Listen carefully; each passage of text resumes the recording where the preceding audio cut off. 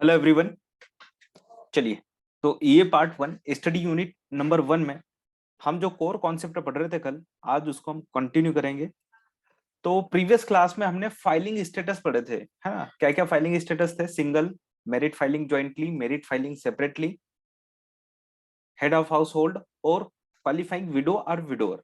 ठीक है, अब हम पढ़ने वाले डिपेंडेंट्स के बारे में।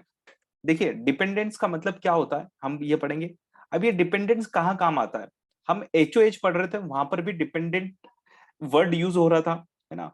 क्या सिर्फ एचओएच के लिए यूज होगा? क्या नहीं, ये आपके इंटायर टेक्स्ट में आप आपको बहुत काम आने वाला ये वर्ड है। That is the dependent. Dependent की क्या डेफिनेशन है हम वो पढ़ेंगे।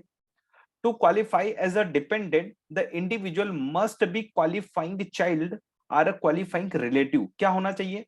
अगर किसी पर्सन को हम डिपेंडेंट बनाना चाहते हैं तो वो पर्सन या तो क्वालिफाइंग चाइल्ड होना चाहिए या फिर क्वालिफाइंग रिलेटिव होना चाहिए। ठीक है ना, तभी हम उसको क्या बोलेंगे, वो डिपेंडेंट है हमारा। अ spouse is never considered a dependent. तो कभी भी आप पूरे इंटायर टेक्स्ट में देख लो, स्पाउस को कभी भी आपको डिपेंडेंट नहीं मानना है। भले ही वो आपके ऊपर डिपेंडेंट है, फिर भी आप उसको डिपेंडेंट कंसिडर नहीं करोगे। Overview of the rules for the claiming dependent. तो क्या रूल है डिपेंडेंट के लिए, कब हम बोलेंगे? यानी कि ये जो क्वालिफाइंग चाइल्ड है और क्वालिफाइंग रिलेटिव है, इसका मतलब क्या है वही हम आगे देखने वाले हैं। तो उससे पहले हम कुछ और पॉइंट डिस्कस कर लेते हैं। A tax payer can not claim any dependents if the tax payers are the spouse if filing jointly could be claimed as a dependent by another taxpayer। क्या बोल रहा है कि अगर अगर कोई पर्सन डिपेंडेंट है किसी और के रिटर्न में, तो वो एमएफजे में रिटर्न फाइल नहीं कर सकते, मेरिट फाइलिंग ज्वाइंटली नहीं कर सकते, है ना। A tax payer can not claim any dependents if the tax payers are the spouse if filing jointly could be claimed as a dependent by another taxpayer।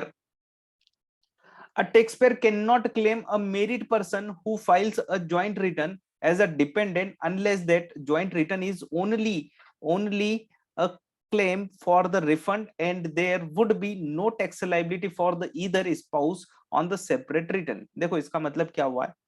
A taxpayer cannot claim a married person who files a jointly return as a dependent unless the joint return is only। देखो, जो जो person joint return file कर रहा है, कोई person अगर joint return file कर रहा है तो उस पर्सन को हम डिपेंडेंट नहीं मान सकते। अगर कोई पर्सन ज्वाइंट रिटर्न फाइल कर रहा है वो उसके स्पाउस के साथ में, तो हम उसको डिपेंडेंट नहीं मान सकते। लेकिन उसने ज्वाइंटली रिटर्न सिर्फ और सिर्फ रिफंड लेने के पर्पज से फाइल किया था, तो फिर उस केस में उसको डिपेंडेंट क्लेम किया जा सकता है। ठीक है, तो ये इस पे बहुत क्वेश्चंस भी बनते हैं बहुत सारे इस पॉइंट्स पर। A tax payer can not claim a married person who files a joint return as a dependent unless that the joint return is only a claim for the refund and there would be no tax liability for either spouse on a separate return। तो आपसे पूछा जाता है क्या एमएफजे में return file कर रहा है, क्या उसको हम डिपेंडेंट मान सकते हैं? हाँ, मान सकते हैं। इस एक केस में वो है अगर वो रिटर्न फाइल कर रहा है only for the purpose of refund. A taxpayer cannot claim a person as a dependent unless that person is a US citizen, US resident alien, US nationals or residents of Canada and or Mexico। मतलब citizenship कहाँ की होना चाहिए? US की होना चाहिए, या फिर यूएस का रेसिडेंट एलियन हो, या फिर यूएस का नेशनल हो, या फिर रेसिडेंट्स ऑफ कनाडा और Mexico. A taxpayer cannot claim a person as a dependent unless that person is a US citizen। अगर यूएस सिटीजन है पर्सन तो ही उसको डिपेंडेंट मान सकते हैं। यूएस रेसिडेंट एलियन हो, नेशनल हो, या फिर आप देखो यहाँ पर कंफ्यूजन क्या होता है, बहुत सारे बच्चे क्या पढ़ लेते हैं, जब ये यूएस सिटीजन पढ़ते हैं ना तो वो कनाडा और मैक्सिको के रिलेशन में भी क्या पढ़ लेते हैं, सिटीजन मान लेते हैं उसको भी, है ना। लेकिन कनाडा और मैक्सिको का अगर कोई सिटीजन है तो उसको हम डिपेंडेंट नहीं मान सकते। क्यों? क्योंकि यहाँ पर क्या लिखा हुआ है, केवल लिखा हुआ है कि रेसिडेंस ऑफ कनाडा और मैक्सिको। अगर वहां का रेसिडेंट है तो उसको हम डिपेंडेंट क्लेम कर सकते हैं। सिटीजन ऑफ मैक्सिको नहीं कर सकते, सिटीजन ऑफ कनाडा नहीं कर सकते। A taxpayer cannot claim a person as a dependent unless that person is a taxpayer's qualifying child or qualifying relative। और सीधी सी बात है, क्या होना चाहिए? हम तभी डिपेंडेंट क्लेम कर सकते हैं जो या तो फिर वो क्या हो, क्वालिफाइंग चाइल्ड हो या फिर क्वालिफाइंग रिलेटिव हो। ठीक है, और इन्हीं दो चीजों को हम आगे डिटेल में देखने वाले हैं। Test to be qualified child, qualifying child है ना। क्वालिफाइंग चाइल्ड का टेस्ट क्या है, मतलब हम किस चाइल्ड को क्वालिफाइंग चाइल्ड बोलेंगे? The child must be son, daughter, the child must be son, daughter, step child, foster child, brother, sister, half brother, half sister, step brother, step sister or descendant of any of them, adopted individual qualify. देखो यहाँ पर जब child की definition पढ़ते हो ना, तो child में ब्रदर और सिस्टर भी इंक्लूडेड है, ब्रदर और सिस्टर भी इंक्लूड है चाइल्ड की डेफिनेशन में। तो चाइल्ड का मतलब क्या हुआ? सन, डॉटर। अब सन डॉटर स्टेप चाइल्ड, स्टेप भी हो सकते हैं, स्टेप चाइल्ड हो सकता है आपका, फोस्टर चाइल्ड भी हो सकता है, brother sister, half brother half sister, step brother step sister, और इनके डिसेंडेंट। डिसेंडेंट मतलब सन का कोई, सन का सन हो, जिसको हम क्या बोलते हैं, ग्रैंड चाइल्ड, है ना। मतलब कि इनके डिसेंडेंट को भी हम क्या मानते हैं, क्वालिफाइंग चाइल्ड की डेफिनेशन में लेते हैं। तो क्या सन को हम डिपेंडेंट क्लेम कर सकते हैं अपने रिटर्न में? बिल्कुल कर सकते हैं। ग्रैंड चिल्ड्रन, चिल्ड्रन को कर सकते हैं, बिल्कुल कर सकते हैं। ब्रदर को, सिस्टर को कर सकते हैं। The child must B, second point, the child must B. अब इनके एज का क्राइटेरिया भी तो देखना पड़ेगा कि अगर सन है 45 ईयर का, तो उसको भी हम डिपेंडेंट बोलेंगे क्या? नहीं। तो एज का क्राइटेरिया क्या है? The child must be under the age 19 at the end of the year and younger than the tax payer or the spouse if the filing jointly. देखो क्या बोल रहे हैं कि जो चाइल्ड है उसकी एज कितनी होना चाहिए? अंडर एज 19, 19 के अंदर होना चाहिए eight the end of the year and, and younger than the tax pairs. और क्या होना चाहिए? यंगर होना चाहिए किससे? टैक्स पेयर से यंगर होना चाहिए। Or the spouse if filing jointly, अगर ज्वाइंटली रिटर्न फाइल कर रहे तो स्पाउस से क्या होना चाहिए? यंगर होना चाहिए। लेकिन अगर वो स्टूडेंट है तो फिर उस केस में जो रिलैक्सेशन दिया है एज का, वो कितना है? वो 24 ईयर का है। Under the age 24 at the end of the year a student and younger than the tax payers are the spouse if filing jointly, है ना। अगर कोई स्टूडेंट है तो उस केस में एज कितनी लेंगे? एज हम देखेंगे under 24। Any age if permanently or the totally disabled. लेकिन अगर जो चाइल्ड है वो परमानेंटली एंड टोटली डिसेबल्ड है, तो फिर वॉट एवर एज, फिर एज देखना ही नहीं है, चाहे 45 ईयर्स हो, 50 ईयर्स हो, वॉट एवर एज, हम उसको डिपेंडेंट क्लेम कर सकते हैं। तो क्वालिफाइंग चाइल्ड की डेफिनेशन बहुत सिंपल है। इसमें कौन कौन आएगा? इसमें son, daughter, brother, sister, adopted child, foster child, सब कुछ आ जाएंगे और उनके डिसेंडेंट आएंगे। ठीक। एज का क्राइटेरिया 19 ईयर्स के अंडर है, ध्यान रखना। और स्टूडेंट है तो फिर 24 कंसिडर किया जाएगा। परमानेंटली और टोटली डिसेबल्ड है तो फिर कोई एज का क्राइटेरिया नहीं देखा जाएगा, फिर एज कुछ भी हो, चाइल्ड को क्वालिफाइड चाइल्ड माना जाएगा। चलिए, थर्ड कंडीशन क्या है? The child must have lived with the tax pairs for more than half of the year. देखो अब हम क्या बोल रहे हैं कि कोई पर्सन हमारे ऊपर डिपेंडेंट है तो वो साथ में भी तो होना चाहिए, है ना। तो टैक्स टैक्स पेयर के साथ में रहना चाहिए कितने दिन? The child must lived with the tax payer for more than half of the year, more than half of the year वो साथ में होना चाहिए। The child must not have provided more than half of his or her own support for the year.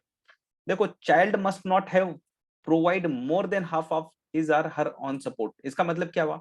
Child को beer नहीं करना चाहिए। Beer कौन करेगा? टैक्स पेयर बियर करेगा कितना? More than 50%। तो ही हम क्या बोलेंगे कि हमारे ऊपर कोई डिपेंडेंट है।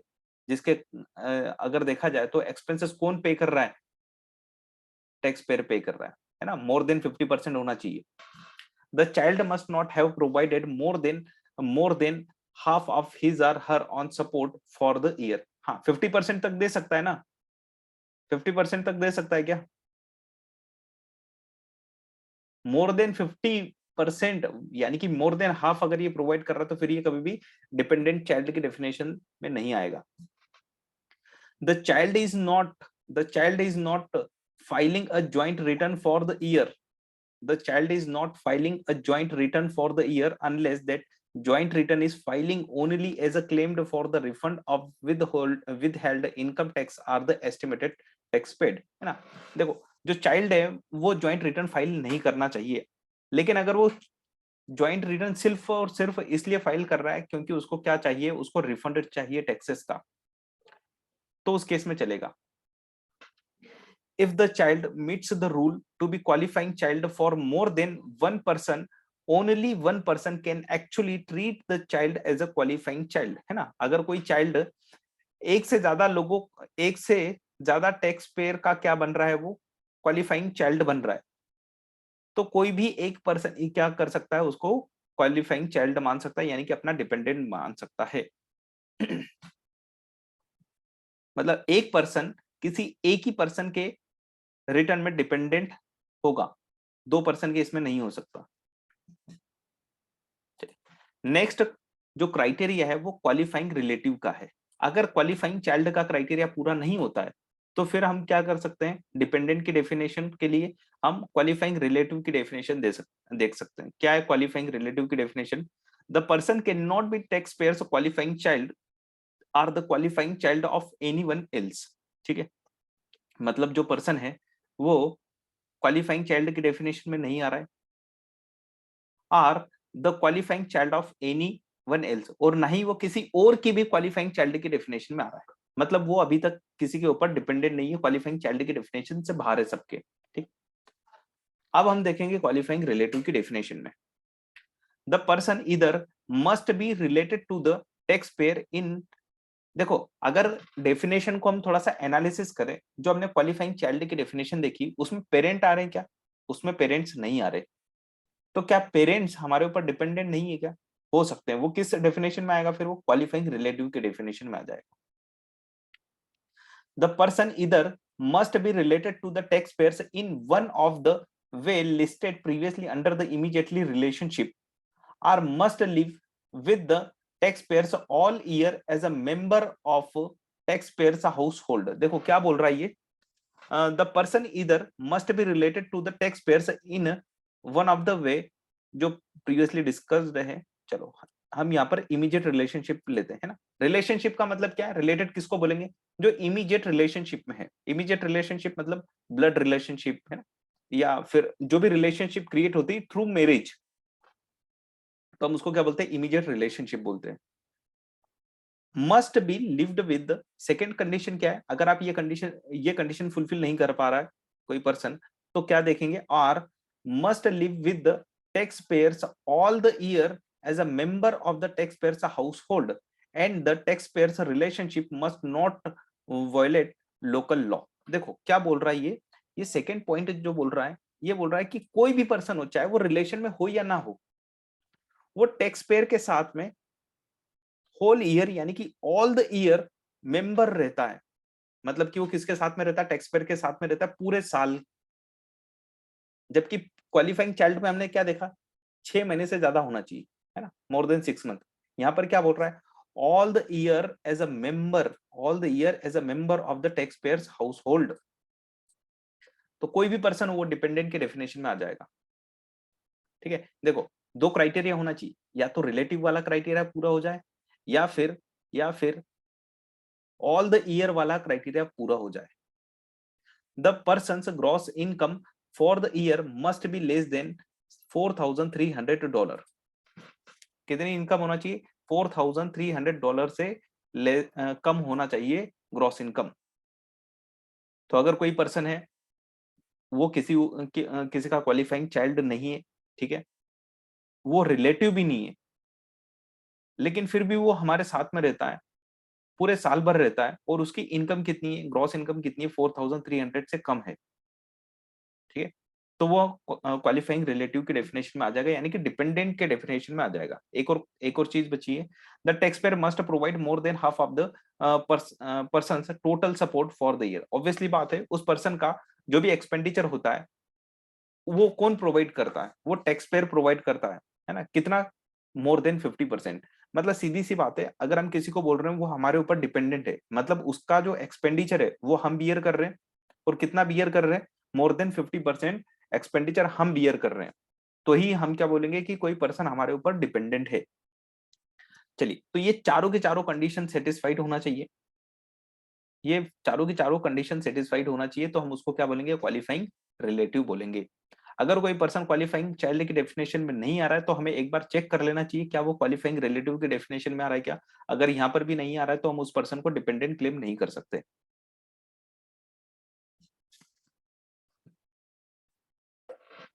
चलो, इसके बाद हम आते हैं किस पर, बेसिक स्टैंडर्ड डिडक्शंस पर। बेसिक स्टैंडर्ड डिडक्शन या हम स्टैंडर्ड डिडक्शन की बात करते हैं। देखिए, बहुत सारे स्टूडेंट इंडिया में हैं और आप इंडिया में एग्जम्पशन लिमिट को बहुत अच्छे से जानते हो, है ना। इनकम टैक्स में क्या मिलती है, एग्जम्पशन लिमिट मिलती है, कि आपको फॉर एग्जांपल के लिए अगर आपकी इनकम 5 लाख रुपीज है पर एनम, तो आपको टैक्स पे नहीं करना है, तो आपको टैक्स पे नहीं करना है ना, यानी कि एग्जम्पशन है। तो वैसे ही यूएस में स्टैंडर्ड डिडक्शन बोला जाता है।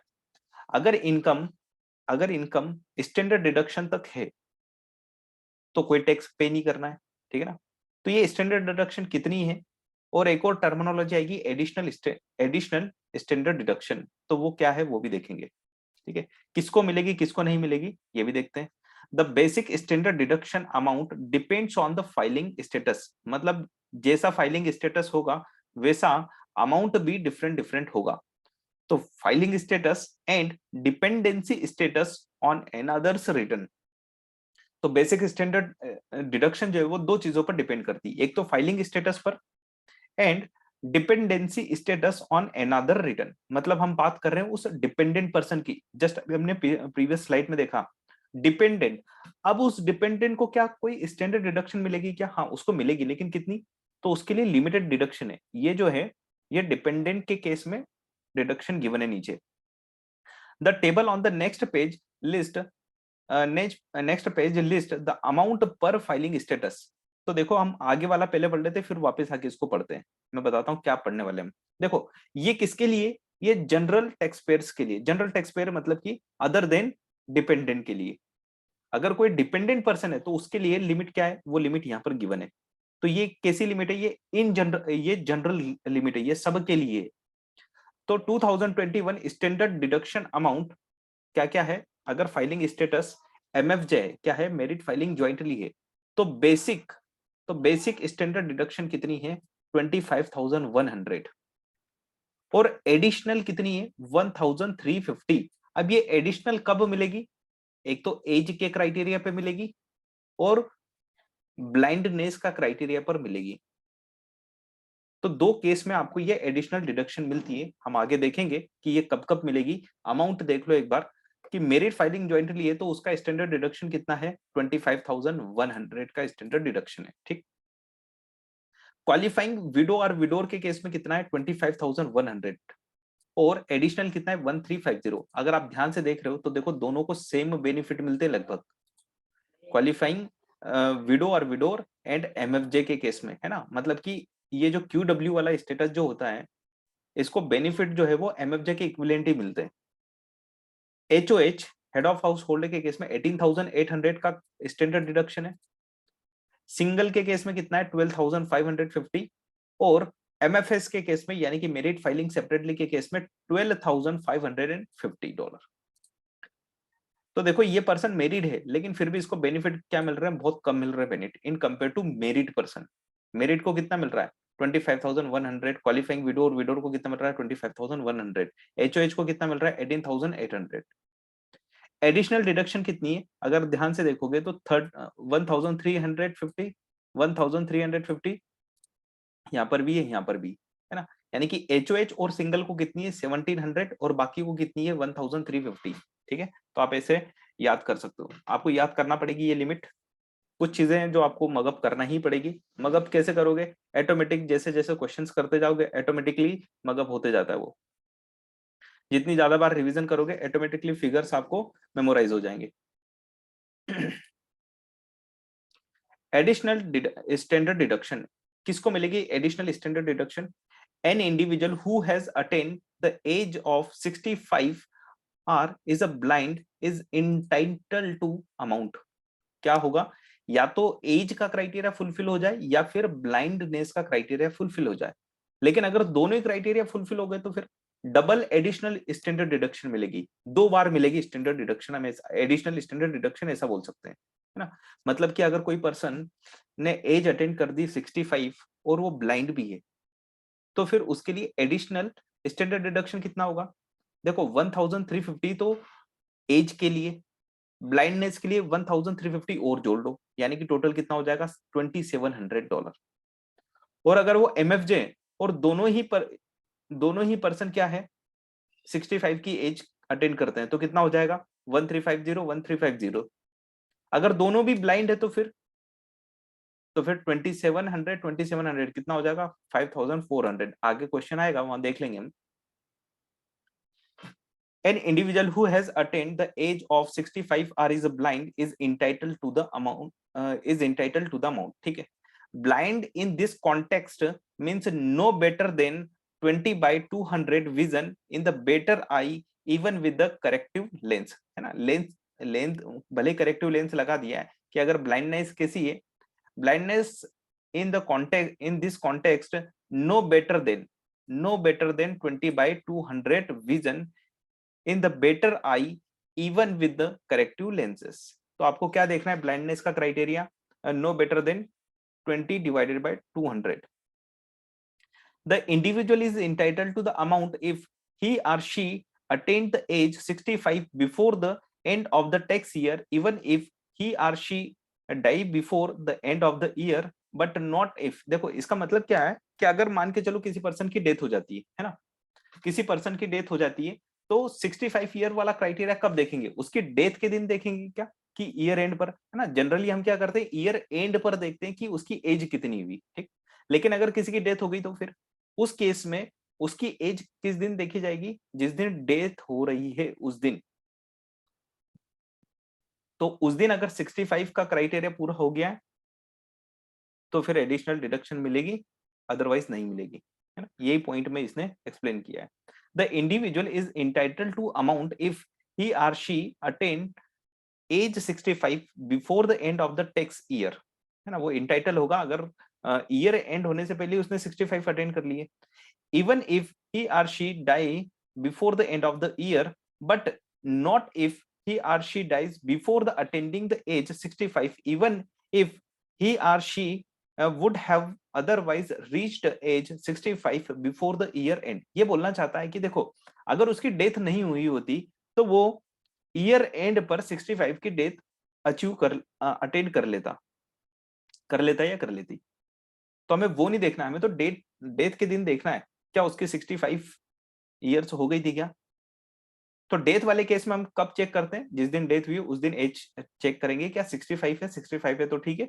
अदरवाइज अगर लास्ट डे पर अगर देखे कि अगर वो उसकी डेथ नहीं होती, वो 65 की हो जाती लास्ट डे पर, तो वो क्राइटेरिया नहीं चलेगा, ठीक है ना। तो डेथ के दिन ही देखना, ये पॉइंट बहुत अच्छे से ध्यान रखना क्योंकि यही सबसे ज्यादा गलतियां होती है।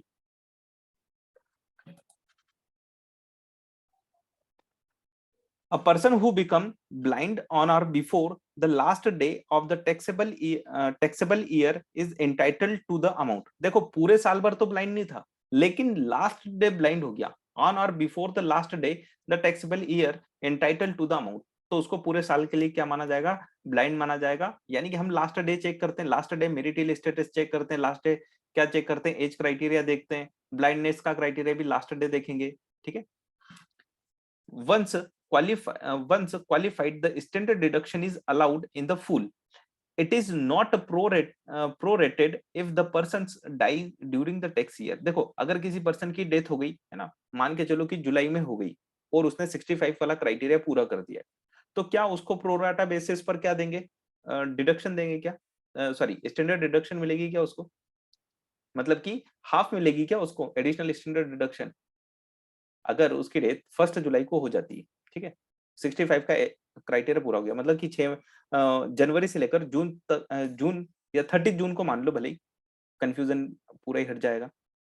तो क्या प्रो रेटा बेसिस पर मिलेगा? नहीं, पूरे अकाउंटिंग पीरियड के लिए, पूरे अकाउंटिंग पीरियड के लिए उसको मिलेगी एडिशनल स्टैंडर्ड डिडक्शन, यानी कि 1350 फुल स्टैंडर्ड डिडक्शन मिलेगी।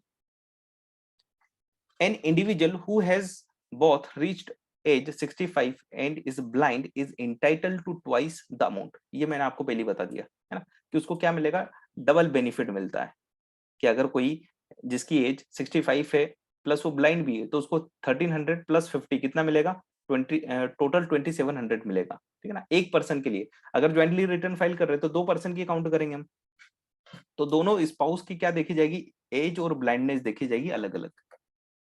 चलो इससे रिलेटेड क्वेश्चंस कर लेते हैं तो ज्यादा क्लियरिटी मिलेगी। Standard deduction head of household, है ना, एग्जांपल टोनी मिल्स 52 उसकी एज है, qualify as a HOH head of household, her basic standard deduction is the 18,800, she does not qualify for additional standard deduction. देखो ये examples है, questions नहीं है ना, तो डायरेक्टली आंसर हमें दिख रहा है यहाँ पे सामने। टोनी की एज, टोनी मिल्स की एज क्या है, 52, स्टैंडर्ड डिडक्शन कितनी है एचओएच के लिए, ये क्या है, क्वालिफाई हो रहा है हेड ऑफ हाउस होल्ड के लिए, तो एचओएच के लिए कितनी डिडक्शन है, ये रही 18,800। तो क्वेश्चन ये आ रहा है उसकी एज कितनी है, उसकी एज है 52, तो क्या एडिशनल स्टैंडर्ड डिडक्शन भी मिलेगी क्या, आंसर इज नो। 65 अटेंड कर लेता तो मिल जाती, ब्लाइंडनेस का क्राइटेरिया फुलफिल होता तो भी मिल जाती। Second, Mike fourth is the 60 is 68, क्या 65 का क्राइटेरिया पूरा हो रहा है, बिल्कुल हो रहा है। Legally blind and qualify for as a head of household, HOH है वो, एचओएच का क्राइटेरिया फुलफिल हो रहा है, ठीक है। स्टैंडर्ड डिडक्शन कितनी है एचओएच के लिए, अभी जस्ट हमने ऊपर देखी 18,800, ठीक है। अब यहाँ पर क्या है, एक तो एज के लिए भी एडिशनल स्टैंडर्ड डिडक्शन मिलेगी और ब्लाइंडनेस के लिए भी एडिशनल स्टैंडर्ड डिडक्शन मिलेगी, यानी कि ट्वाइस स्टैंडर्ड डिडक्शन मिलने वाली है।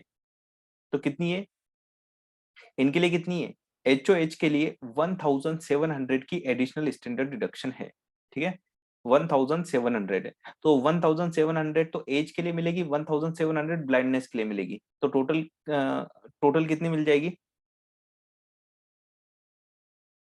17,3400, है ना, कितना हो जाएगा 3,400 प्लस 18,800 बेसिक स्टैंडर्ड डिडक्शन, तो टोटल ये हो जाएगा आपका 22,200। His basic standard deduction is the 18,800. He also qualify for the 2 additional standard deduction of 3,400, है ना, 1,700 for being 1,700 for being 65 or older plus 1,700 for being blind. His total standard deduction is the 22,200। चलिए आगे बढ़ते हैं। Next example है हमारा, Adam and बेटी Washington are the both over age 65 and legally blind देखो ये हस्बैंड और वाइफ है ना, इनकी एज क्या है, 65 से ऊपर ही है, लीगली ब्लाइंड भी है, they are the married and the file jointly, they are the married and filing jointly, they qualify for the four additional standard deduction, one each for the being over 65। तो देखो Adam को भी एक तो 65 के criteria के लिए मिलेगी 1350 और ब्लाइंडनेस के कारण भी 1350 मिलेगी, यानी कि टोटल 2700 तो किसको मिल जाएगा, एडम्स के लिए मिल जाएगा। बेटी के लिए कितना मिल जाएगा, बीटी के लिए मिल जाएगा, इसके लिए भी 2700 मिलेगा, क्यों, क्योंकि इसने भी एज का क्राइटेरिया पूरा कर दिया है और ब्लाइंडनेस भी है, तो 2700 कितना हो जाएगा, 5400 हो जाएगा, 5400, है ना।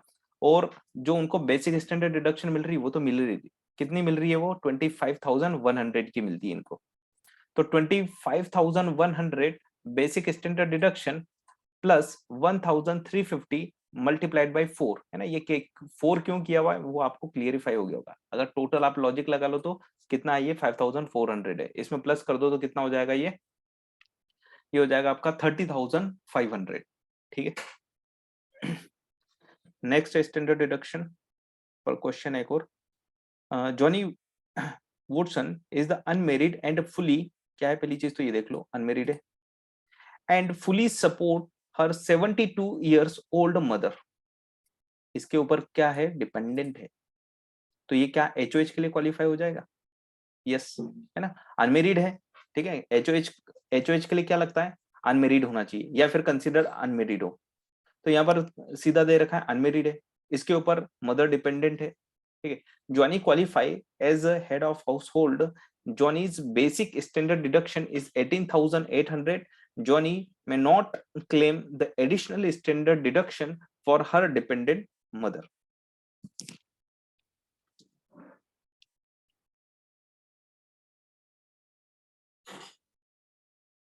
यस, चैट बॉक्स में लिख दो। तो यहाँ पर मदर के लिए क्यों नहीं मिल रहा, कोई बता सकता है कि यहाँ पर मदर के लिए क्यों नहीं मिल रहा, एडिशनल स्टैंडर्ड डिडक्शन क्यों नहीं मिल रही। देखो मदर की एज कितनी है, 72 है।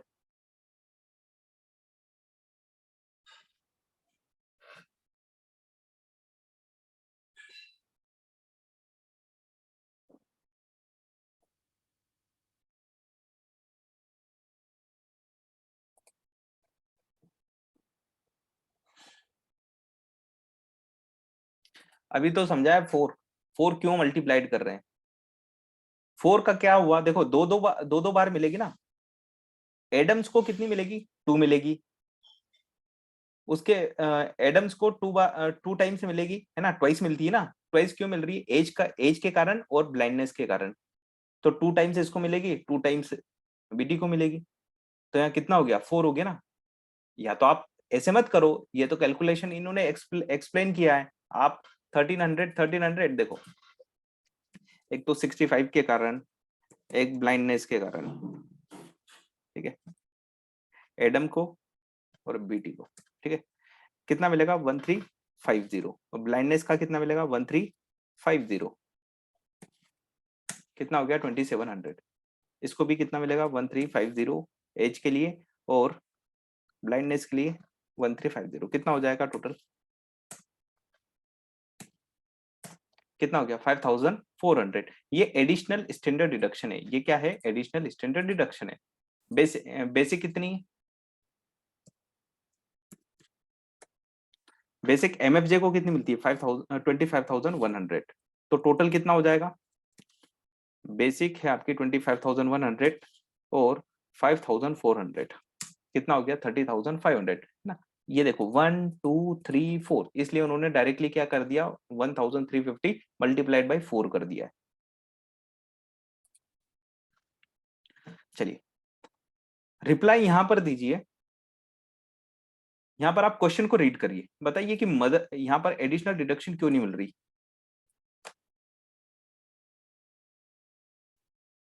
कमेंट बॉक्स में बताइए कि इस वाले में, जॉनी वाले क्वेश्चन में, 4th नंबर में, इसमें हाईलाइट कर देता हूं इसको, इस क्वेश्चन में एडिशनल डिडक्शन क्यों नहीं मिल रही।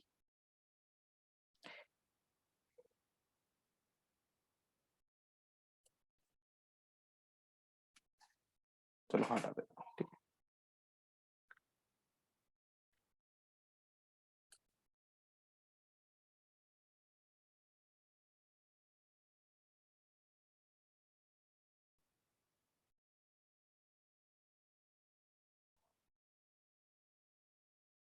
नहीं, यहाँ पर qualifying qualifying qualifying is not a qualifying relative, नहीं क्वालिफाइंग रिलेटिव तो है, अगर देखा जाए तो डेफिनेशन में फिट है, क्वालिफाइंग रिलेटिव है, तभी तो एचओएच का स्टेटस मिल रहा है, अदरवाइज एचओएच का स्टेटस ही नहीं मिलेगा। क्या पढ़ा था हमने क्वालिफाइंग रिलेटिव की डेफिनेशन में, कि रिलेटिव होना चाहिए, है ना, रिलेशनशिप होना चाहिए, तो यहाँ पर मदर है, तो क्राइटेरिया तो फुल हो रहा है वो। तो हम पढ़ क्या रहे हैं, हम स्टैंडर्ड डिडक्शन पढ़ रहे हैं। किसको मिलती है standard deduction? Obviously tax payer के पॉइंट ऑफ व्यू से देखेंगे, डिपेंडेंट के पॉइंट ऑफ व्यू से थोड़ी ना देखेंगे हम किसके पॉइंट ऑफ व्यू से देख रहे हैं, हम टैक्स पेयर के पॉइंट ऑफ व्यू से देख रहे हैं। यहाँ पर ये डिडक्शन जो है किसके पॉइंट ऑफ व्यू से, अब ध्यान से देखो, यहाँ पर टोनी की बात चल रही है, यहाँ पर माइक की बात चल रही है, फिर यहाँ पर एडम्स और बीटी की बात चल रही है, यहाँ पर जॉनी की बात चल रही है। तो जॉनी की एज देखना है हमें, यहाँ एडम और बीटी कौन थे, टैक्स पेयर थे। यहाँ पर तो ये डिपेंडेंट की एज है 72, है ना। तो कभी कभी हमें इस टाइप से कंफ्यूजन आते हैं,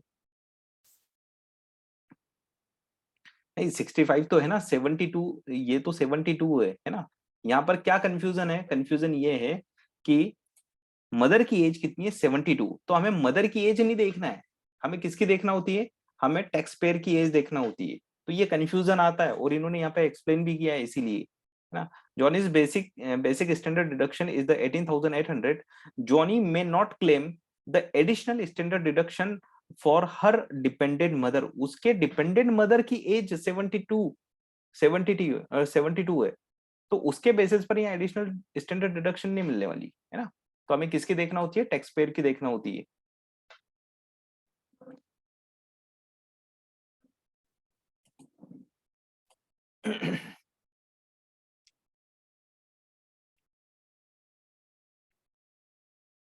चलिए आगे बढ़ते हैं रेसिडेंट स्टेटस पे। तो रेसिडेंशियल स्टेटस की अगर हम बात करें तो रेसिडेंशियल स्टेटस क्या क्या होता है, यूएस रेसिडेंट, यूएस रेसिडेंट होगा या फिर US resident, US non resident होगा, ठीक है। तो इसको बोला क्या जाता है, रेसिडेंट एलियन और नॉन रेसिडेंट एलियन बोला जाता है। Generally, a taxpayer is considered a resident alien if either the green card test or the substantial present test is meet, है ना। किसी भी किसी भी टैक्स पेयर को का रेसिडेंशियल स्टेटस चेक करना है तो क्या देखना है हमें, क्या उसके पास ग्रीन कार्ड है क्या, या फिर सब्सटेंशियल प्रेजेंट टेस्ट पास कर रहा है क्या वो, अगर हाँ तो वो फिर रेसिडेंट एलियन माना जाएगा। यूएस का क्या माना जाएगा, यूएस का रेसिडेंट एलियन माना जाएगा अगर वो ग्रीन कार्ड टेस्ट पास कर लेता है या फिर सब्सटेंशियल प्रेजेंट टेस्ट पास कर लेता है। Even if the taxpayer does not meet either of this test, he or she may not be able to choose to be treated as a US resident for the part of the year, है ना। भले उसने कोई test pass नहीं कर रहा है, ये भले ये कोई टेस्ट पास नहीं कर रहा, फिर भी वो इलेक्ट कर सकता है ना खुद को। देखो, even if the taxpayer does not meet either either this test, he or she may be able to choose to be treated as a US resident। तो अगर वो चूज करता है कि मुझे यूएस रेसिडेंट माना जाए, अब यूएस रेसिडेंट मानने से क्या होता है, यूएस रेसिडेंट अगर है कोई तो उसकी वर्ल्ड वाइड इनकम टैक्सेबल हो जाती है यूएस में, है ना। लेकिन जो नॉन रेसिडेंट एलियन होता है उसकी केवल और केवल यूएस सोर्स बेस्ड इनकम ही क्या होती है, टैक्सेबल होती है। तो अगर कोई पर्सन ऑप्ट कर लेता है, भले वो ग्रीन कार्ड टेस्ट पास नहीं कर रहा है, सब्सटेंशियल प्रेजेंट टेस्ट पास नहीं कर रहा है, और वो बोलता है कि नहीं मुझे तो मानो आप मेरी वर्ल्ड वाइड इनकम भले टैक्सेबल बना दो, मुझे यूएस रेसिडेंस मानो, तो उस केस में वो ऑप्शन ऑप्ट कर रहा है तो मान लेंगे।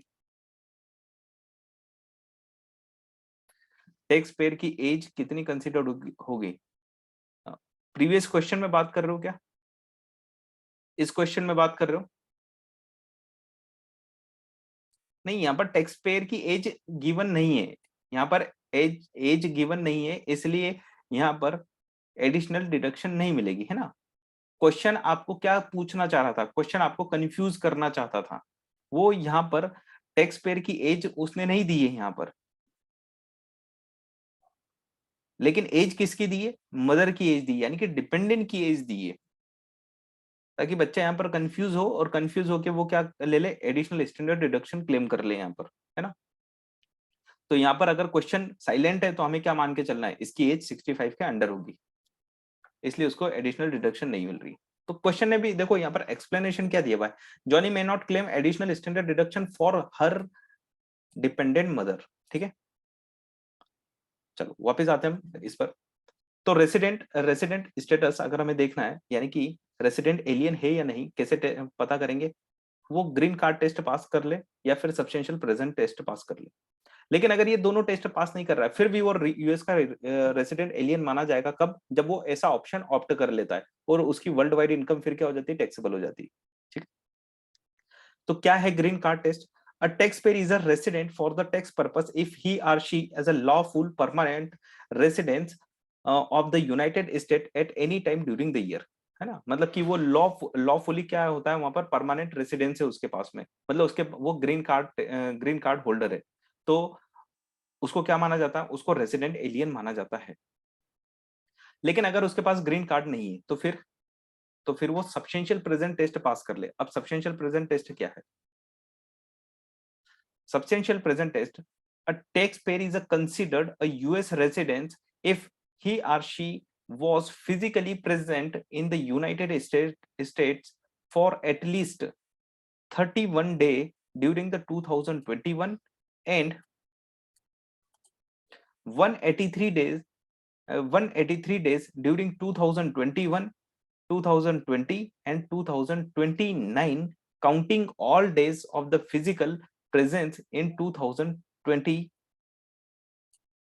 21, counting all days physically present in 2021, but only one third the number of days of the presence in the 2020 and only one sixth the number of days in the 2019। देखो इसका मतलब वापस से समझाता हूं।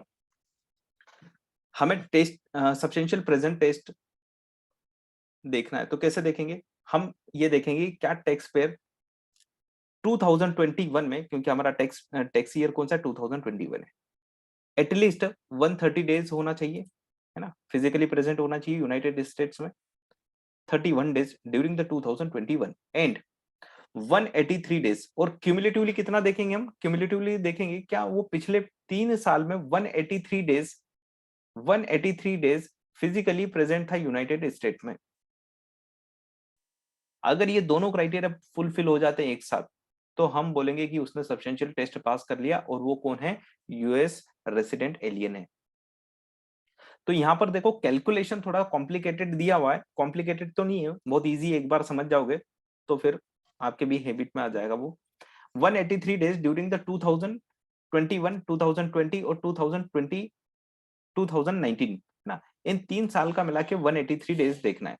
लेकिन जब आप काउंटिंग करोगे डेज को तो डेज के काउंटिंग कैसे करोगे? तो 2021 के आप फुल डेज ले लोगे, 2020 के आप जितने भी डेज वो प्रेजेंट था यूनाइटेड स्टेट्स में उसका क्या कर लोगे, वन थर्ड कर लोगे, और 2019 के जितने भी डेज वो प्रेजेंट था उसका आप वन सिक्स्थ कर लोगे, और जो भी आंसर आएगा, जो भी रिजल्ट आएगा उसको आप क्यूमुलेट करोगे तो वो 183 डेज होना चाहिए। तो क्या कंडीशन है, एक बार आप अपने से पढ़ लो और फिर मैं आपको एक्सप्लेन करता हूँ, फिर इस पर हम एग्जाम्पल बना के इसको सॉल्व करेंगे। एक बार इस प्रोविजन को रीड कर लो केयरफुली।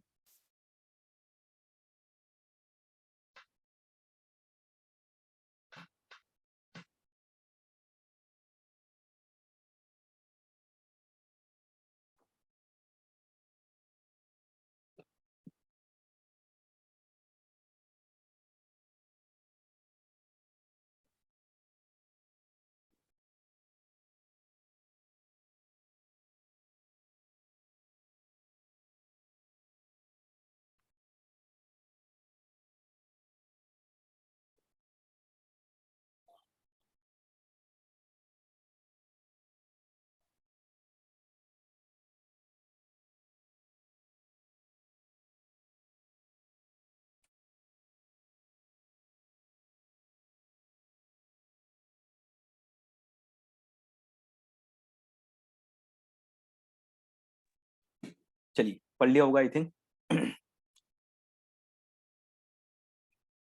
इस पे कुछ क्वेश्चन करते हैं हम।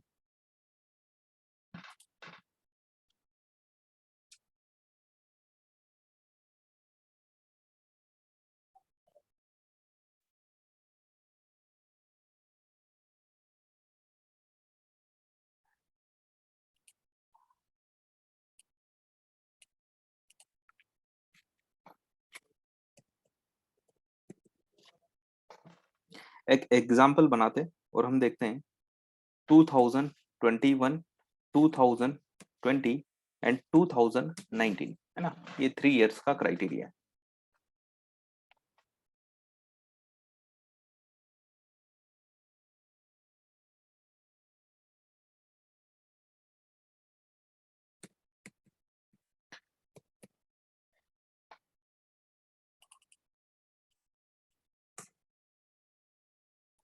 फिजिकली प्रेजेंट हम देख रहे हैं कि कितने दिन यहाँ पर प्रेजेंट है। तो यहाँ पर for example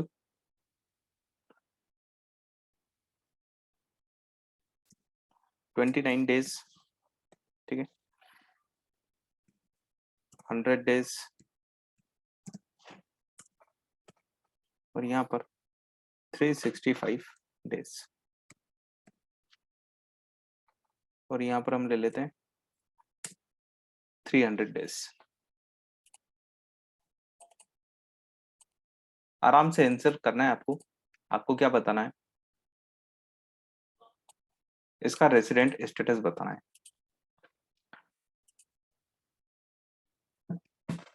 non resident alien बोलेंगे इसको, नॉन रेसिडेंट एलियन बोलेंगे, या फिर रेसिडेंट एलियन बोलेंगे इसको। क्या है ये यूएस का? रेसिडेंट एलियन है या नॉन रेसिडेंट एलियन है? चलो प्रोविजन भी ओपन कर लेता हूं मैं साइड में।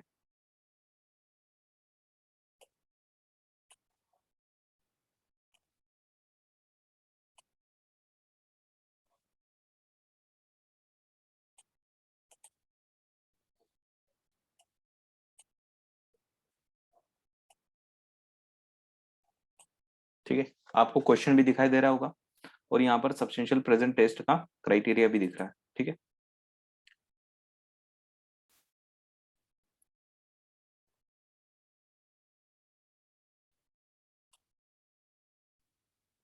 तो शोभित आपने आंसर किया ये रेसिडेंट एलियन है, फिर आपने चेंज किया आंसर नॉन रेसिडेंट एलियन है। कोई बात नहीं, चलो एटलीस्ट आप ट्राई तो कर रहे हैं।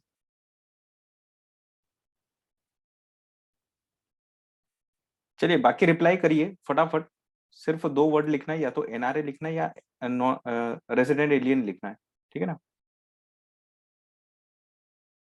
क्या इसने सब्सटेंशियल टेस्ट पास किया? अपने आप से सिर्फ इतना ही क्वेश्चन पूछो। Not meeting the criteria, yes. तो है ना, ये देखते से ही समझ में आ जाना चाहिए था। जैसे ही मैंने यहाँ पर लिखा 2021 में, तो कितने दिन है? यहाँ पर 29 डेज है, तो आगे बढ़ने की जरूरत ही नहीं है। यहाँ पर क्या बोला गया है? यहाँ पर बोला है कि 31 डेज एटलीस्ट होना चाहिए, तब वो रेसिडेंट एलियन माना जाएगा, अदरवाइज वो क्या हो जाएगा? नॉन रेसिडेंट एलियन माना जाएगा। चलिए, यहाँ पर सभी के आंसर लगभग सही है। तो यहाँ पर ये क्या है?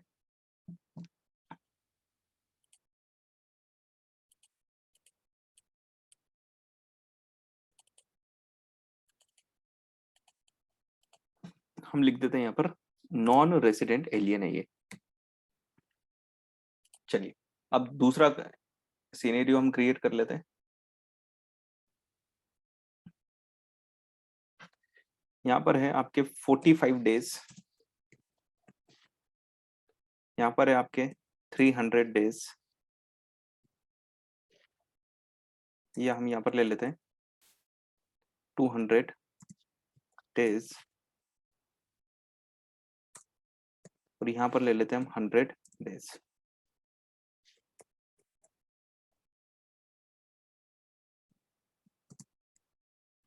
90 डेज। ठीक है,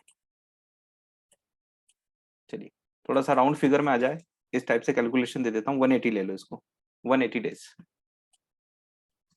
चलिए, तो आपका आंसर क्या आ रहा है अब? अभी भी एनआरए एनआरए एनआरए आ रहा है। तो क्या क्राइटेरिया है? 183 डेज का क्राइटेरिया है। क्या है? 183 डेज का क्राइटेरिया।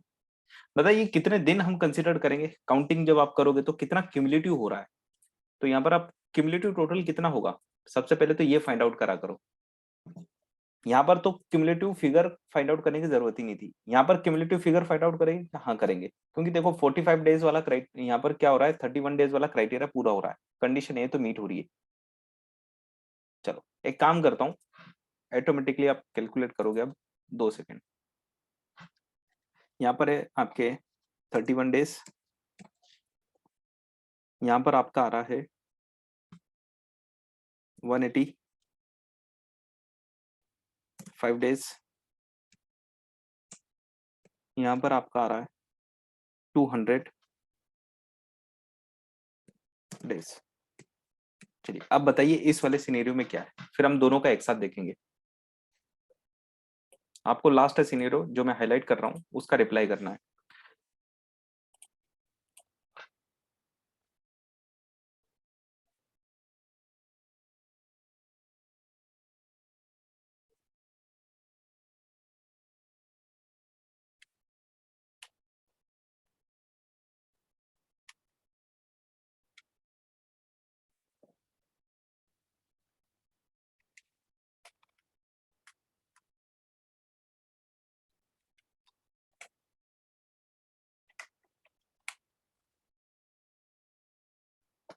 तो अभी भी क्या आएगा, नॉन रेसिडेंट एलियन ही आएगा। अगर हम क्यूमुलेटिवली डेज देखें तो देखो यहाँ पर क्यूमुलेटिव डेज कैसे निकालेंगे, 45 डेज पूरे ले लेंगे, ये 45 डेज पूरे ले लेंगे, ठीक है, प्लस 180 डेज का, 180 डेज का कितना लेना है हमें, 180 डेज का हमें लेना है ओनली 1/3 लेना है। कितना लेना है, 1/3। तो 180 डेज का 1/3 कितना हो जाएगा,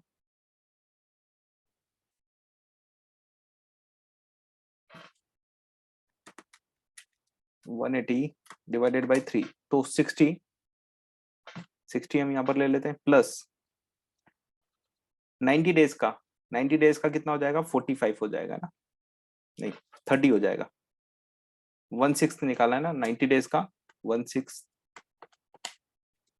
तो ये आ रहा है आपका 15, कितना आ रहा है 15। तो क्यूमुलेटिवली अगर डेज देखोगे तो कितना डेज हो रहा है, ओनली 120 डेज हो रहा है, ठीक है। यहाँ पर भी आप देखोगे तो यहाँ पर भी क्वालिफाई नहीं होगा, ठीक है। तो हम एक ऐसी सिचुएशन लेते हैं जहां पर ये क्वालिफाई हो रहा है। चलिए इस सेकंड वाले का आप निकाल के बता दो जब तक चैट बॉक्स में कितने डेज आ रहे क्यूमुलेटिवली। तो 185 divided by 3, 200 divided by 6, 33.33 plus 66.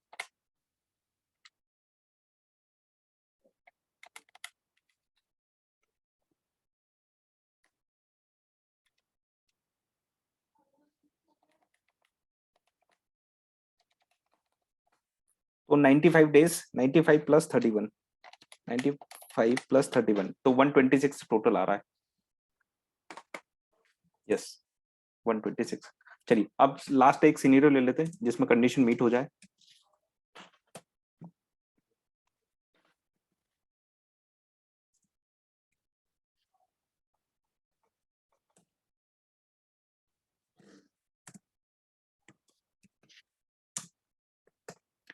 इस सिनेरियो में 31 डेज तो यहाँ पर आ जाएंगे, ठीक है। यहाँ पर कितना आ जाएगा, 300 का, 300 का 1/3 यानी कि 100 डेज, यहाँ पर ये 31 डेज, ठीक है। यहाँ पर 300 का 1/6,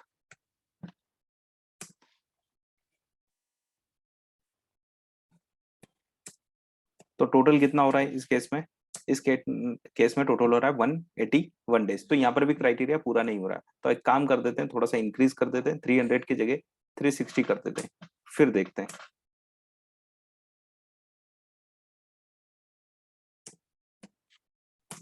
ठीक है, हो रहा है यहाँ पर, है ना।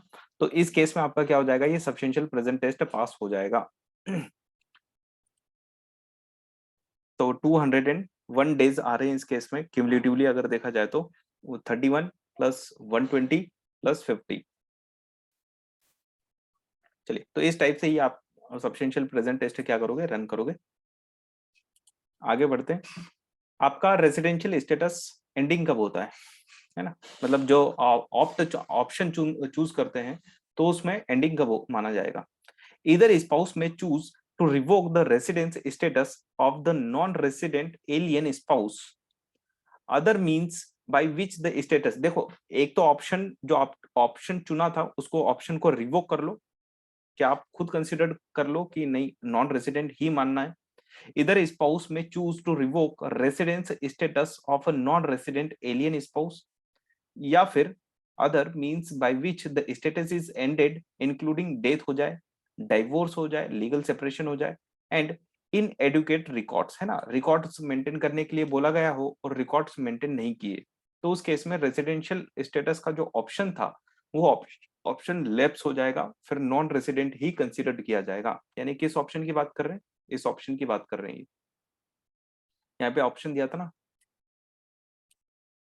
ये ऑप्शन आपका एंड हो जाएगा। कब एंड हो जाएगा?